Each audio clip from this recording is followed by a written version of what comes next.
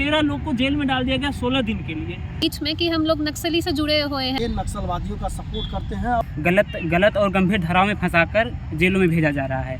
तो जो विनय के साथ जो नोटिस आया है पूछताछ का लेकर, या हम लोग जो श्री सर्किल रखे थे उसको लेकर हम लोगों को जेल में भेज दिया गया, तो ये सब चीज़ें उसी का हिस्सा हैं। देखिए, सरकार का साफ जो मकसद है कि जो भी सरकार के खिलाफ में बोलने वाली आवाज़ें हैं, चाहे वो अपोजिशन हो, चाहे वो हमारी तरह संगठन हो, चाहे वो कोई भी एक्टिविस्ट हो, उनको दबाने की पूरी साजिश है। ये हम लगातार देख रहे हैं कि आप देखेंगे कि NIA जो है वो लगातार रेड कर रही है, कभी माओवादी बोल के, कभी। और सबसे बड़ी बात है कि नक्सलवादियों के विचार को फॉलो करते तमाम यहाँ संघियों के द्वारा, भाजपाइयों के द्वारा कब्जा कर लिया गया है, और कोई भी अगर शोषित वंचित छात्रों के हित की बातें करता है, उनके मुद्दे को लेकर लड़ता है, तो उनके खिलाफ सरकार काम करती है, उनको जेल में डालने का काम करती है। कि आप लोग को लगातार नक्सलवादियों से जोड़ा जा रहा है कि NIA जैसी संस्था को खत्म किया जाए। थाना में बैठाया गया तो ATS को बुला दिया गया। ATS को बुला करके ऐसा माहौल बनाया कि जैसे ये लोग कहीं दूर से आए हैं, आतंकवादी है, इस तरह का माहौल बना करके मीडिया। अभी विनय को नोटिस आया है, विनय घर चले गए हैं और बाकायदा उनको NIA ने नोटिस जारी किया। 13 लोगों को 16 दिनों के लिए जेल में रखा गया, सिर्फ इसलिए क्योंकि हम मनुस्मृति पर चर्चा कर रहे थे, जिसमें आप भी शामिल थे। हाँ जी। तो ये केस के नाम पे रेड भी हुआ था हमारे संगठन पे, और अभी विनय को फंसाया जा रहा है। 6-8 साल तक एक्टिविस्ट को जेल में रखा गया। अभी भी बहुत सारे एक्टिविस्ट उसमें जेल में हैं। उसी तरह से ये वाला केस भी एक लंबे षड्यंत्र की तरह चलाया जा रहा है, जिसमें बहुत सारे एक्टिविस्ट को अपने शिकंजे में लिया जा रहा है। आसपास भी कई मुस्लिम्स के ऊपर दमन हो रहा है, रेड हो रही है, उनको परेशान किया जा रहा है लगातार। तो IIT BHU में यहाँ पर रेप केस हुआ था, सब मतलब वो काफ़ी फेमस हुआ था 2023 में नवंबर में हुआ था। उसमें भी हम लोग प्रोटेस्ट कर रहे थे, तो हमारे ऊपर ABVP जो BJP का स्टूडेंट विंग है, ABVP ने हमला किया और हमारे ऊपर ही FIR किया। NIA हो, IB हो, CBI हो, ED हो, जितने लोग जो भी हैं, सबका रेट जो है सरकार का, ये सब कठपुतली बन के रह गए हैं। नमस्कार, मैं मनीष कुमार, आप देख रहे हैं खबर भारत। इस वक्त मैं BHU में मैं आपको बता दूं 2023 से एक मामला चल रहा है, NIA का लगातार नोटिस है। मैं बता दूं कि भगत सिंह स्टूडेंट मोर्चा के कुछ सदस्य यहाँ पे मौजूद हैं। मैं बता दूं कि जिस तरह से NIA का काम है आपको अच्छे से मालूम है। यहाँ पे कुछ छात्रों ने आरोप लगाया कि NIA के द्वारा इन्हें तरह से प्रताड़ित किया जाता है, जैसे कि सरकार पर और यहाँ पे RSS पर इन्होंने तमाम तरीके से आरोप लगाया है कि ये नक्सलवादियों का सपोर्ट करते हैं। और सबसे बड़ी बात है कि नक्सलवादियों के विचार को फॉलो करते तमाम तरीके से इन पर आरोप लगा है। और ये भगत सिंह मोर्चा के सदस्य इनसे बातचीत करते हैं कि आखिरकार NIA का नोटिस आज स्टूडेंट को भेजा गया है, किस मामले में क्या कुछ रहा। अभी एक विनय जी हैं, उन पर NIA ने नोटिस भेजा है, उनको बुलाया गया है, तो क्या कुछ मामला था NIA का? देखिए, NIA ने एक फर्जी केस लगाया है 2023 में जो शुरू हुआ था, जो कि माओइस्ट रिवाइवल केस के नाम से जाना जाता है, कि हम माओवादी गतिविधि को रिवाइव करने के लिए कोशिश चल रही है। इस तरह का केस है जिसमें तमाम तरीके के एक्टिविस्ट, चाहे वो लिखने वाले लोग हो, चाहे वो स्टूडेंट्स हो, चाहे वो एडवोकेट हो, अलग अलग तरह के एक्टिविस्ट को इसके अंदर फंसाया गया है। जो भी लोग गवर्नमेंट पे सवाल उठाते थे, गवर्नमेंट के अगेंस्ट में बोलते थे, उन लोगों को फंसाया गया है। ये मामला जो है ये 2023 में सितंबर में हमारा संगठन है BSM, उसके ऑफिस पर रेड किया गया। हमारी जो प्रेसिडेंट है आकांक्षा आज़ाद, उनको बुलाया गया पूछताछ के लिए। उन्होंने हमारे ऑफिस से मशाल और दस्तक, जो तमाम पत्रिकाएं जो हम लोग दुकानों पे बेचते हैं, दुकानों से ख़रीदते हैं, इस तरह की पत्रिकाएं वो लेके गए सबूत के तौर पे। और फिर बाद में ये खबर आई कि वो नक्सली साहित्य बरामद हुआ। तो मतलब एक परसेप्शन बनाने के लिए लोगों के बीच में कि हम लोग नक्सली से जुड़े हुए हैं, ताकि वो लोग भी डर जाएं और हम लोग भी डर जाएं। तो ये इस केस में इसके बाद में भी दिल्ली, हरियाणा, पंजाब के जो तमाम एक्टिविस्ट हैं, किसान एक्टिविस्ट हैं और भी एडवोकेट हैं, उनके ऊपर भी रेड हुआ। साथ में अजय नाम के एक एडवोकेट हैं हरियाणा के, उनके ऊपर रेड भी हुआ, उनको अरेस्ट भी किया गया इसी केस के अंदर।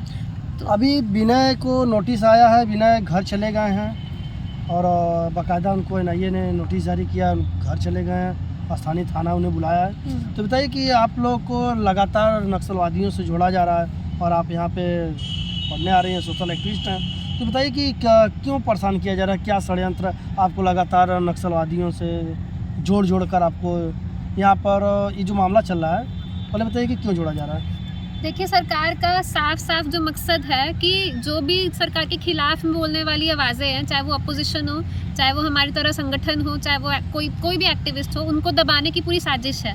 ये हम लगातार देख रहे हैं कि आप देखेंगे कि एनआईए जो है वो लगातार रेड कर रही है, कभी माओवादी बोल के, कभी मुस्लिमों पे रेड कर रही है, पीएफआई का बोल के, कभी फॉरेन फंडिंग बोल के, इस तरह के केसेस लगातार वो कर रही है। तो इसी का ही एक कड़ी है कि हम लोगों पे भी ये केस के नाम पे रेड भी हुआ था हमारे संगठन पे, और अभी विनय को फंसाया जा रहा है।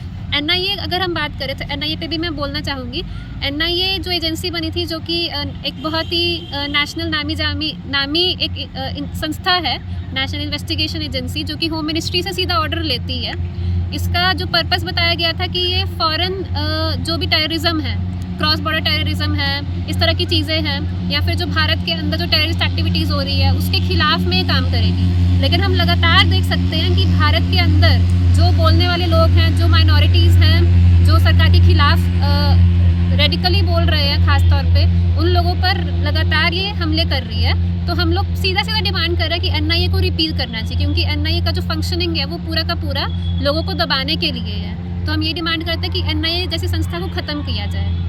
अभी आप एनआईए जैसे संस्था को, जांच एजेंसी को ख़त्म करने की मांग कर रही हैं, तो अभी बताइए कि जिस तरह से जांच एजेंसी काम कर रही है, और आप लोगों ने आरोप लगाया कि भाजपा और आरएसएस का जो दमन चक्र है ये लगातार सोशल एक्टिविस्टों को परेशान कर रहा है, तो ये कब से प्रोसेस चल रहा है? आप लोग के यहाँ 2023 में एक मामला आया था, नोटिस जारी हुआ था बाकायदे, आप लोग को एनआईए ने रेड भी डाला था, उस वक्त का मामला अभी तक चल रहा था, तो किस मामले से आप लोग को जोड़ रहे हैं? उसी मामले से जोड़ रहे हैं?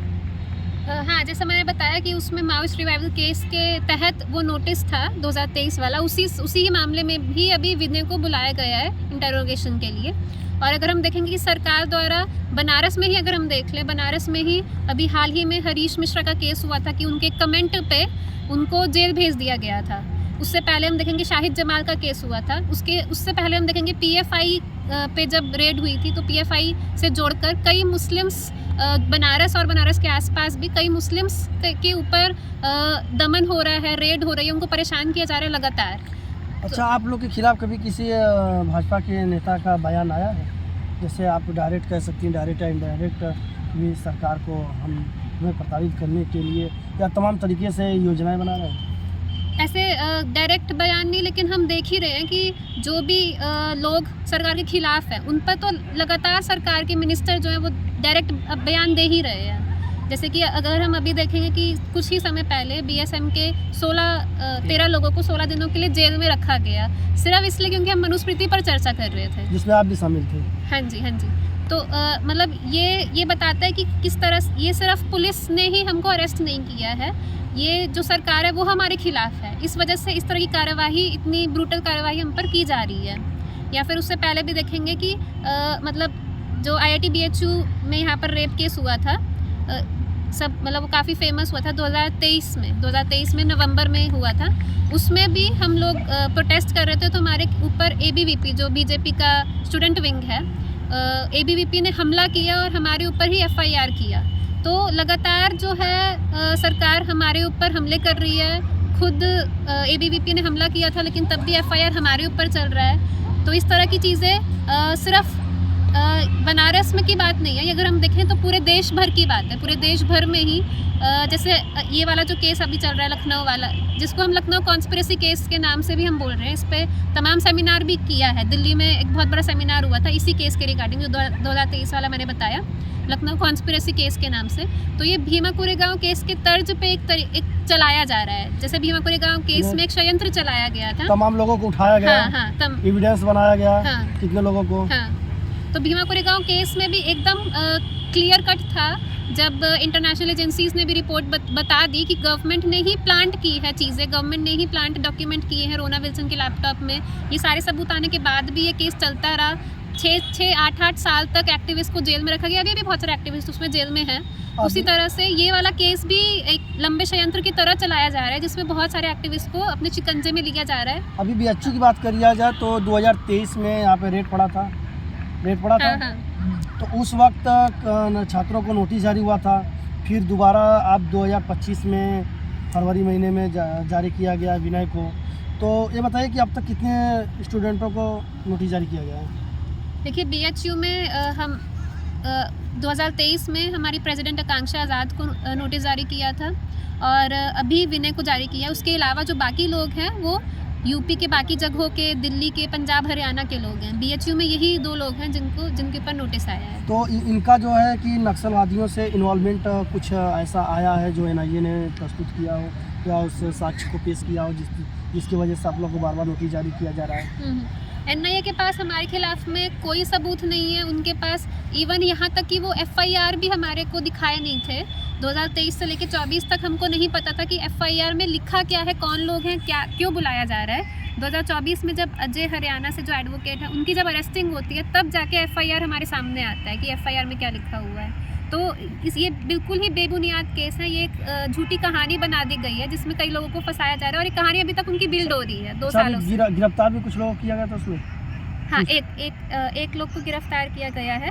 वो हरियाणा में एडवोकेट हैं अजय, और वो पॉलिटिकल BHU से जब रेड पड़ा था BHU से कुछ लोगों को किस तरह से प्रताड़ित किया गया, क्या गिरफ्तारी भी हुई थी? नहीं, BHU में गिरफ्तारी नहीं की थी, लेकिन BHU में जो उन्होंने रेड की थी उसमें बहुत सारी गाड़ियों को वो लेकर आए थे और उसकी वजह से बहुत दिक्कत हुई क्योंकि एक हम लोग रेंट पे रूम लेकर रहते हैं, वो रूम हमको छोड़ना पड़ गया और बहुत सारे। उस वक्त कितने छात्रों का नाम कुछ आया था ये वाले केस में? 2023 वाले में? 2023 वाले केस में यहाँ पे BHU में BSM के ऑफिस पे रेड हुआ था। आकांक्षा हमारी प्रेसिडेंट है उन पे। उसके अलावा जो और जगह एक्टिव जैसे इलाहाबाद में सीमा आज़ाद हैं एडवोकेट, विश्व विजय हैं एडवोकेट, रितेश हैं, सोनी हैं, ये सब लोगों पे, तमाम लोगों पे, देवरिया में जो है राजेश आज़ाद हैं जो कि किसान आंदोलन में, संयुक्त किसान मोर्चा में इन्वॉल्व है कई सालों से। NIA के लिए आप क्या कुछ कहना चाहेंगे? NIA और सरकार के लिए अगर कुछ कहना हो, इस तरह से आपको बताएं, आपने आरोप लगाया है कि हमें परेशान किया जा रहा है, मानसिक तौर पर प्रताड़ित किया जा रहा है, हमें इन्वॉल्वमेंट किया जा रहा है, हमें नक्सलियों से जोड़ा जा रहा है, तो इसमें बताइए कि इनके बारे में आप क्या कहना चाहेंगे?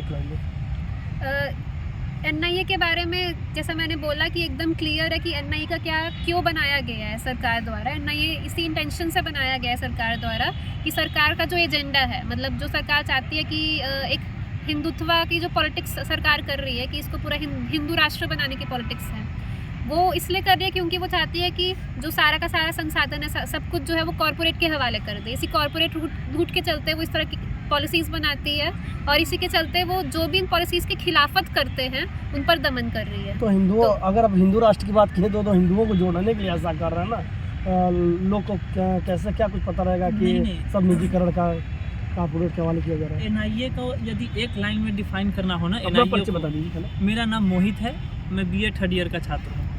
NIA को यदि एक लाइन में डिफाइन करना हो तो NIA सरकार का टूल मात्र है।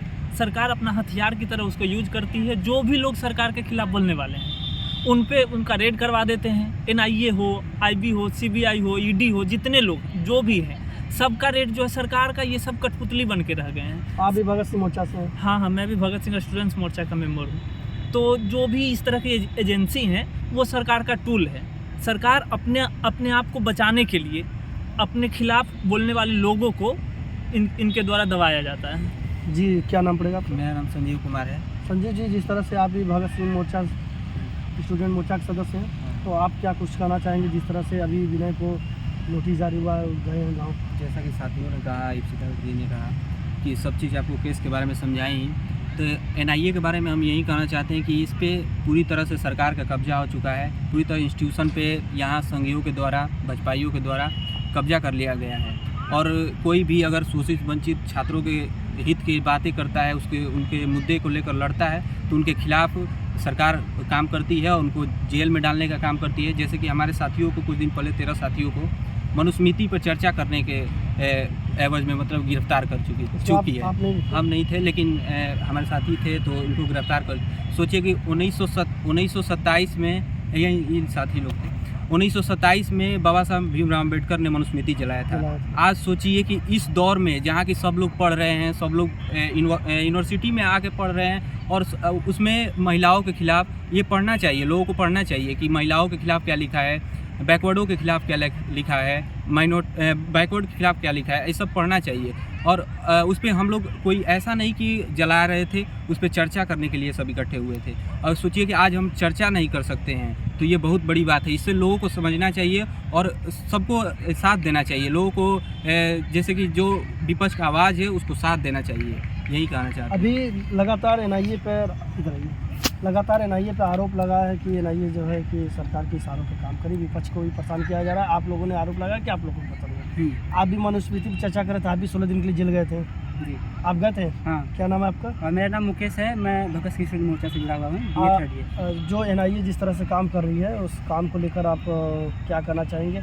जिस तरह से आप लोगों ने आरोप लगाया कि विपक्ष को और एक्टिविस्ट जो सोशल एक्टिविस्ट है उनको दबाया जा रहा है और तरह से मानसिक प्रताड़ित किया जा रहा है, क्या बोलेंगे एक लाइन में इस पर? हाँ, मतलब एनआईए जो संस्था है, जैसे साथी मोहित ने बताया और विशाल ने बताया कि जो सरकार के खिलाफ, मतलब सरकार की जो गलत नीतियाँ हैं, लगातार जो शोषण उसका बढ़ रहा है, उसके खिलाफ जो भी बोलते हैं, बोलना हमारा अधिकार है। और जो चीज़ें अगर गलत हो रही है उसके खिलाफ हम बोलते हैं, तो ऐसी संस्थाओं का यूज करके हमको गलत और गंभीर धाराओं में फंसाकर जेलों में भेजा जा रहा है।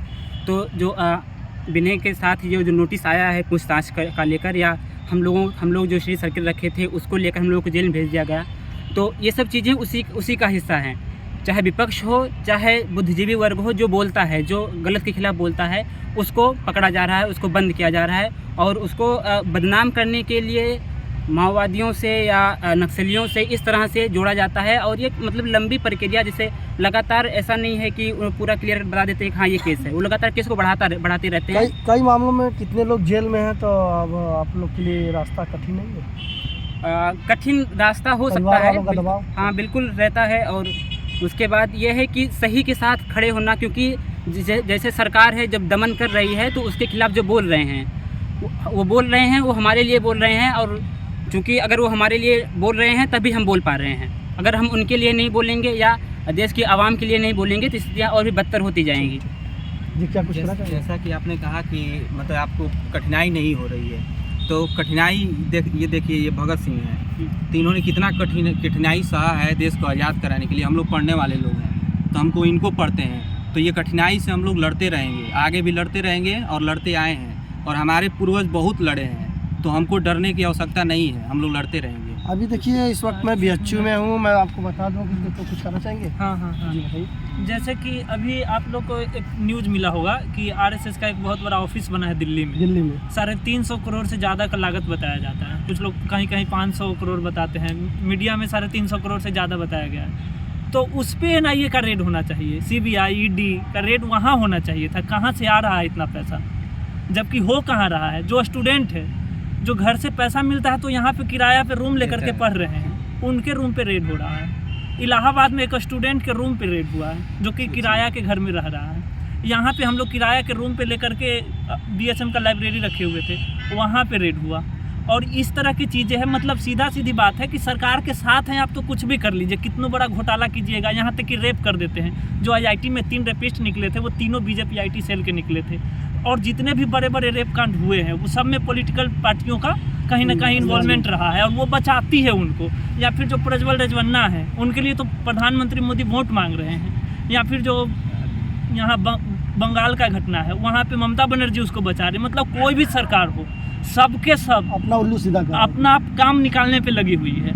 चाहे कोई हो, वो गुंडों का सपोर्ट करेगी, गुंडों को बचाएगी। लेकिन जो सामाजिक कार्यकर्ता है, जो देश के लिए, समाज के लिए काम करने वाले लोग, उनको दबाया ही नहीं जाता है, जेल में ठूसा जाता है ज़बरदस्ती। जैसे कि अभी 16 लोग जो निकल के आए थे उसमें से हम भी थे। तो 16 लोग जो कि यहाँ पे पढ़ने वाले हैं उनको जेल में डाल दिया गया। अभी 13 लोग को जेल में डाल दिया गया 16 दिन के लिए। ठीक है, ऐसे ही किसी को 4 साल से, किसी को 5 साल से जेल में डाले हो सिर्फ इसलिए। और उनको बताया क्या जाता है, जनता का सेंटीमेंट ना हो इसलिए। किसी को नक्सलवादी बता देंगे, किसी को माओवादी, किसी को देशद्रोही, किसी को कुछ, किसी को कुछ। इस तरह की जो चीज़ें हैं ना, जिससे लोगों का सेंटीमेंट उधर नहीं जाता है। जैसे कि हम लोग को जब यहाँ पे थाना में बैठाया गया तो एटीएस को बुला दिया गया। एटीएस को बुला करके ऐसा माहौल बनाया कि जैसे ये लोग कहीं दूर से आए हैं, आतंकवादी है, इस तरह का माहौल बना करके मीडिया खूब प्रचार की। बड़ी बड़ी मीडिया, जो एनडीटीवी हो, जी न्यूज़ हो, जो डीएनए चलाते हैं, इन सभी ने कवर किया। जब हम लोग बाहर आए किसी ने कवर नहीं किया। तो इस तरह की प्रोपेगेंडा फैलाते हैं, तैयार किया जा रहा है। हाँ, फैला करके बदनाम करते हैं। अभी देखिए यहाँ पे भगत सिंह स्टूडेंट मोर्चा के सदस्य मौजूद है। इसमें से कुछ मनुस्मृति जलाने के स्मृति पर चर्चा करने के मामले में जेल गए थे, 16 दिन से जेल छूट के आए। इन्होंने अभी आरोप लगाया है कि एनआईए इन्हें तरह तरह से परेशान कर रही है। अभी विनय को बाकायदा एनआईए ने नोटिस जारी की है, अभी घर गए हैं और लगातार स्टूडेंट कह रहे हैं कि एनआईए जो है सरकार के इशारे पर काम कर रही है और इस एनआईए को आरएसएस के ऑफिस पर जाकर रेड मारना चाहिए, तमाम तरीके से आरोप लगाना है। अब ये देखना दिलचस्प होता है कि क्या जिस तरह से बीएचयू के स्टूडेंटों को परेशान किया जा रहा है, इतना दिलचस्प होगा कि आगे क्या कुछ कार्रवाई सरकार की तरफ से होती है। मिलते हैं अगले खबर के साथ, तब तक के लिए नमस्कार, धन्यवाद।